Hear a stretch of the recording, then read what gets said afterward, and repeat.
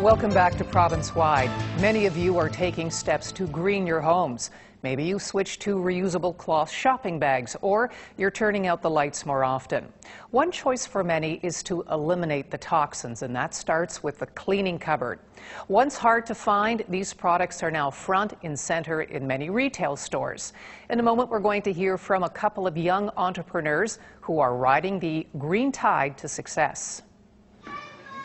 It used to be that products like these were only carried by health food stores, but now environmentally friendly cleaners have gone mainstream. A bathroom cleaner, it's phosphate-free, it's biodegradable, and at the same time it's good for the environment. Wal-Mart manager Rick Kasher carries a number of non-toxic cleaning products because customers were demanding them. On the list of concerns, do they work? Basically, does this product actually work? It is environmentally friendly, but at the same time the quality is there. Nancy Orvis bought a bathtub cleaner, but was skeptical. Because I live in an old apartment building and the bathtub is really nasty, and it got it perfectly clean. For Diane Sargent, the environment is important, but so too is pricing. I try to use cleaners that don't have a lot of chemicals and stuff in it, and some of them are pretty good, and the prices aren't too bad. Some eco-friendly products come with an unfriendly price tag, often costing more than their chemical counterparts. But here's a surprise. On a quick check, we found the Windex was $3, while the GreenLine was $2.87. Same goes for the toilet cleaners. Lysol was $2.84, while GreenLine was cheaper at $2.47. The customer is not having to make a choice between being environmentally friendly and spending a premium to buy these products. Now, two of the masterminds behind some of the green products that you just saw are in the studio with us now.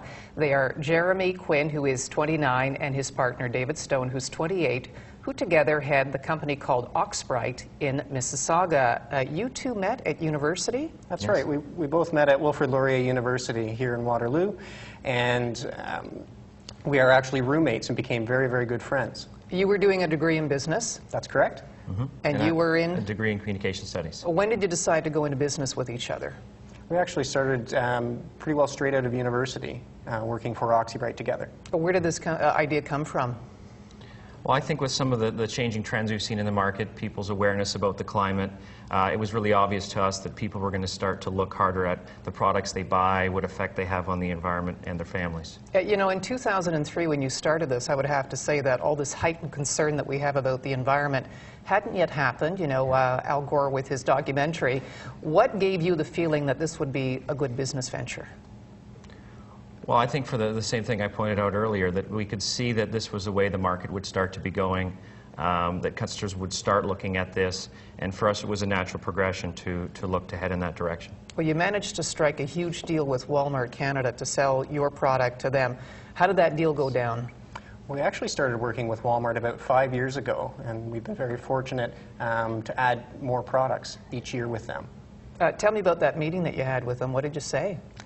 Well, we obviously presented our products to them and discussed these green items, and the results were very positive. They were excited about it, as were we, and we, of course, celebrated accordingly. And you are supplying for the entire country, aren't you? Yes, that's correct. That yes. must have been quite a celebration that night. Yes, it was. It was, yes. Yes, we were very excited. Does it surprise you that a company that big would want to have you, a couple of small guys, producing products for them?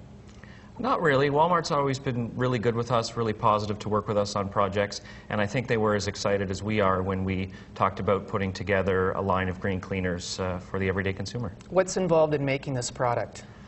There's a lot of design challenges to be solved, the formulations, there's problems that have to go through that, so once you've worked through all that process, you can get a product to market. What's inside your product? I don't want you to give away any trade secrets, but some products claim to be green and you don't really know what's in there. Sure, that's right, and you do have to be cautious when buying green products. We ensure that all of our products contain plant-based ingredients, they're readily biodegradable, we have them certified by an independent agency called EcoLogo.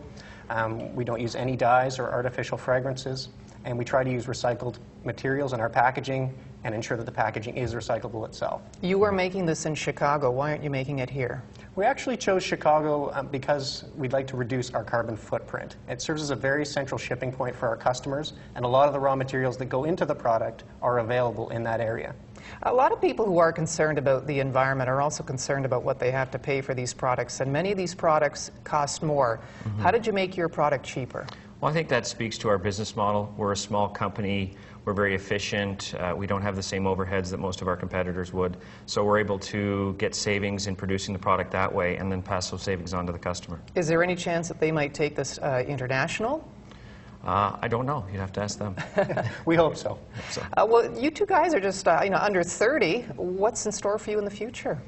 Well, I think we'll continue to hopefully grow our business and expand our product offerings with Walmart and other customers, and continue to evolve. Okay, give us a look inside your drawing board. What do you have planned for the future? What other products? We've got some new products coming out in the dish category, and we're also looking at some new innovative packaging designs that will be more environmentally friendly. Do you wonder if any of this is just a passing fad, though, a trend that will go away? I don't think so. I haven't seen any indication, and I haven't heard any indications that this is something that's going to go away. I think it's here to stay, and I think it'll definitely improve. I thank you both very much for coming and talking to us today. Thank you. Still ahead, we'll show you how some companies try to foster teamwork. But does this really have any useful or lasting results? That's coming up on Province Wide.